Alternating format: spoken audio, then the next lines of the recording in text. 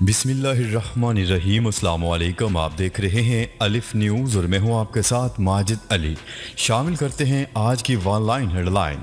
افغانستان سے امریکی انخلاء مکمل، صدر جو بائیڈن کا قوم کو اعتماد میں لینے کا فیصلہ۔ امریکی صدر جو بائیڈن نے کابل ایئرپورٹ سے آخری امریکی پرواز کی روانگی کے بعد اعلان کیا ہے کہ وہ افغانستان سے اب تک امریکی فوج کے انخلاء کی مدت میں توسیع نہ کرنے کے فیصلے کے حوالے سے قوم سے خطاب کریں گے۔ انہوں نے امریکی فوج، سفارتکاروں اور امریکی بین الاقوامی فوج کے ساتھ کام کرنے والے ہزاروں افغان اتحادیوں کے انخلاء کو عملی جامہ پہنانے پر فوج کو سراہتے ہوئے کہا ہے کہ امریکی فوج نے گزشتہ 17 روز سے امریکی تاریخ کی سب سے زیادہ پروازیں چلائی ہیں۔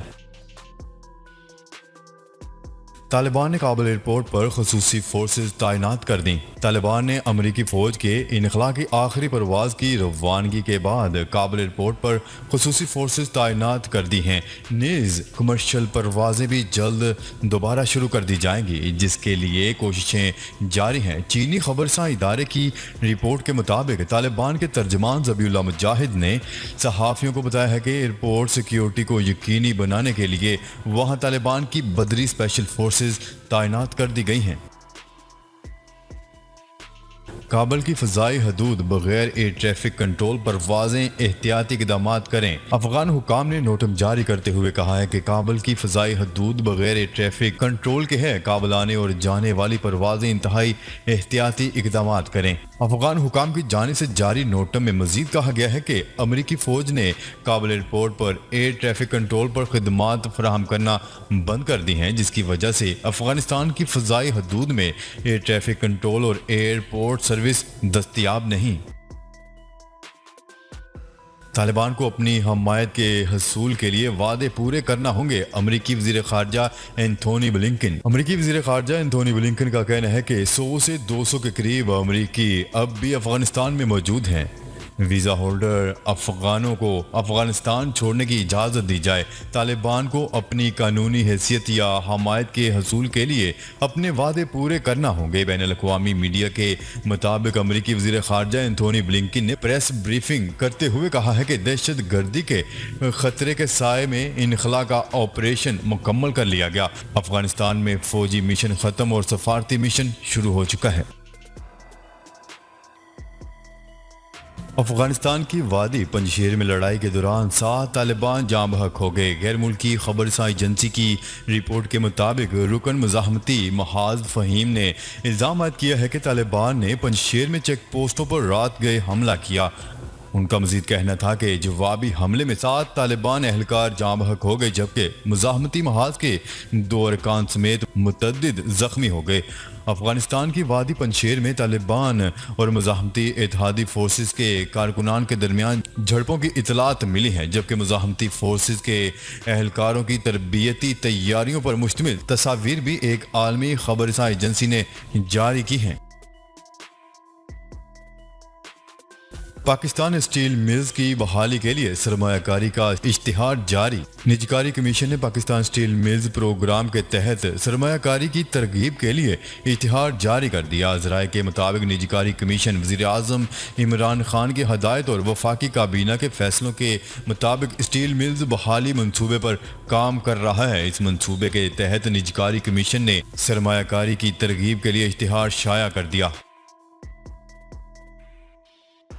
نیوزی لینڈ کرکٹ بورڈ نے دورہ پاکستان کے لیے ٹیم بھیجنے کی منظوری دے دی۔ کی وی میڈیا کی رپورٹس کے مطابق نیوزی لینڈ کرکٹ ٹیم نے اپنے سیکیورٹی ماہرین کی رپورٹ پر اطمینان کا اظہار کیا ہے، اور کپتان ٹام لیتھم نے ڈھاکہ سے زوم پر بیان میں کہا ہے کہ انہیں ریڈکاسن کی رپورٹ پر یقین ہے۔ خیال رہے کہ نیوزی لینڈ کی کرکٹ ٹیم نے 11 ستمبر کو پاکستان پہنچنا ہے۔ دونوں ٹیموں کے درمیان 5 ون ڈے اور 3 T20 میچز پر سیریز کھیلی جائیں گی۔ امریکہ نے انخلاء سے قبل افغانستان میں موجود طیاروں کو ناکارہ بنا دیا۔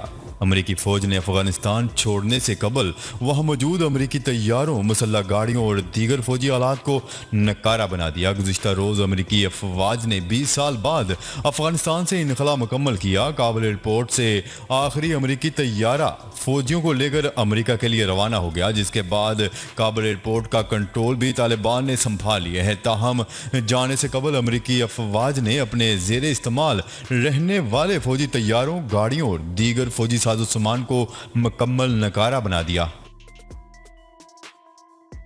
حوثی باغیوں کا سعودی ایئرپورٹ پر ڈرون حملہ، 8 افراد زخمی۔ العربیہ کی رپورٹ کے مطابق ابہا ایئرپورٹ پر بارود سے بھرے ڈرون سے حملہ کیا گیا۔ حملے میں 8 افراد زخمی ہو گئے اور طیارے کو بھی نقصان پہنچا۔ ڈرون حملے کی ذمہ داری حوثی باغیوں نے قبول کر لی۔ دوسری جانب اتحادی افواج کے ترجمان نے دعویٰ کیا ہے کہ ایک ڈرون کو دفاعی فضائی نظام نے فضا میں ہی تباہ کر دیا تھا۔ تاہم ڈرون کے پرزے اور بارودی مواد لگنے سے کچھ لوگ زخمی ہوئے ہیں۔ جائیداد کی خرید و فروخت بذریعہ بینک لازمی، FATF کی آخری شرط۔ حکومت نے FATF کی ایک رہ جانے والی شرط پوری کرنے کے لیے سخت اقدامات اٹھا لی۔ اب جائیداد کی خرید و فروخت صرف FBR میں رجسٹرڈ پراپرٹی ڈیلر کے ذریعے ہی ہوگی۔ جائیداد کی خرید و فروخت کے لیے ادائیگی نقد کے بجائے لازماً بینک اکاؤنٹ سے کی جائے گی۔ 2 ستمبر کو شروع ہونے والے FATF اجلاس میں پاکستان کے گرے لسٹ سے نکلنے کے امکانات بڑھ گئے ہیں، کیونکہ حکومت نے ٹیرر فائنانسنگ اور منی لانڈرنگ کے خلاف اقدامات کے تحت پراپرٹی کے شعبے میں لاگو قوانین مزید سخت کر دیے۔ امریکی کمپنی جلد ہی آئی فون 13 متعارف کروانے جا رہی ہے، جو ٹیکسٹ اور فون کالز سیلولر سگنل یا وائی فائی کے بغیر کرنے کی صلاحیت رکھتا ہوگا۔ ایپل انتظامیہ کے مطابق نئے آئی فونز میں زمین کے نیچے مدار پر گردش کرنے والے سیٹلائٹ کی کمیونیکیشن کنیکٹیویٹی کا فیچر ہوگا۔ نئے فیچر سے فون کالز کرنا، میسج بھیجنا اور انٹرنیٹ سروس کا حصول ان علاقوں میں بھی ممکن ہوگا جہاں سیلولر کوریج موجود نہیں ہوگی۔ کورونا ویکسین کی خریداری کے لیے 50 ارب روپے کی گرانٹ منظور۔ ECC کا اجلاس وزیر خزانہ شوکت ترین کی زیر صدارت ہوا۔ اقتصادی رابطہ کمیٹی کے اجلاس میں 3 نکاتی ایجنڈے پر غور کیا گیا۔ کورونا ویکسین کے لیے فنڈز ایشیائی ترقیاتی بینک کی طرف سے فراہم کردہ 50 کروڑ ڈالر کی معاونت کا حصہ ہیں۔ خیال رہے کہ قومی وزارت صحت نے ایشیائی ترقیاتی بینک سے ملنے والے قرضے کے تحت کورونا ویکسین کی خریداری کے لیے حکومت سے 50 ارب 10 کروڑ روپے مانگے تھے۔ طالبان رہنماؤں کا پہلا براہ راست انٹرویو کرنے والی افغان خاتون صحافی افغانستان چھوڑ گئیں۔ غیر ملکی خبرساز ایجنسی کی رپورٹ کے مطابق افغانستان کی نیوز اینکر بہشتہ ارغند اپنے اہل خانہ سمیت افغانستان کو خیر باد کہہ گئی ہیں اور بیرون ملک منتقل ہو گئیں۔ بہشتہ ارغند کا کہنا ہے کہ ہزاروں افراد کی طرح میں بھی افغانستان چھوڑنے پر مجبور ہو گئی، کیونکہ مجھے بھی دیگر لوگوں کی طرح طالبان کا خوف تھا۔ تاہم ایک دن ایسا ضرور آئے گا جب میں اپنے وطن واپس لوٹوں گی۔ افغانستان کا خوشحال مستقبل طالبان کا امتحان ہے، زلمے خلیلزاد۔ افغانستان کے لیے امریکی نمائندہ خصوصی زلمے خلیلزاد نے کہا ہے کہ افغانستان کا محفوظ اور خوشحال مستقبل طالبان کا امتحان ہے۔ زلمے خلیلزاد کے جاری کردہ ایک بیان میں کہا گیا ہے کہ افغانستان میں امریکی جنگ ختم ہو چکی ہے اور طالبان کو اب افغانستان کو محفوظ امور خوشحال مستقبل کی طرف لے جانے کے امتحان کا سامنا ہے۔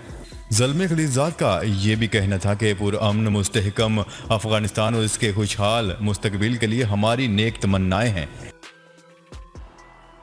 طالبان شورا کا اجلاس ختم، حکومت سازی سے متعلق مشاورت مکمل۔ افغان طالبان نے حکومت کے قیام کے حوالے سے اہم ترین فیصلے کر لیے۔ حکومت سازی کے متعلق اہم فیصلے طالبان کی سپریم کونسل کے منعقدہ اجلاس میں کیے گئے، جو اختتام پذیر ہو گیا ہے۔ نیوز رپورٹ کے مطابق ترجمان طالبان ذبیح اللہ مجاہد نے اس ضمن میں سماجی رابطوں کی ویب سائٹ ٹویٹر پر جاری کردہ بیان میں کہا ہے کہ سپریم کونسل کا 3 روزہ اجلاس امیر طالبان ملا ہیبت اللہ اخوند زادہ کی سربراہی میں قندھار میں ہوا، جو ہفتے سے پیر تک جاری رہا۔ حکومت کی جانب سے آئندہ 15 روز کے لیے پیٹرولیم مصنوعات کی قیمتوں میں کمی کر دی گئی ہے۔ ذرائع کے مطابق گزشتہ روز پیٹرولیم مصنوعات کی قیمتوں میں کمی کے حوالے سے سفارشات وزارت توانائی کو موصول ہوئی تھی۔ ذرائع کا کہنا ہے کہ پیٹرول کی قیمت میں 1 روپیہ 50 پیسے کمی کی گئی ہے، جس کے بعد اس کی نئی قیمت 118 روپے 30 پیسے ہو گئی ہے۔ جی تو ناظرین، اب تک کے لیے اتنا ہی۔ مزید خبریں لے کر بہت جلد آپ کی خدمت میں حاضر ہوں گے، تب تک کے لیے اپنا خیال رکھیے گا۔ اللہ نگہبان۔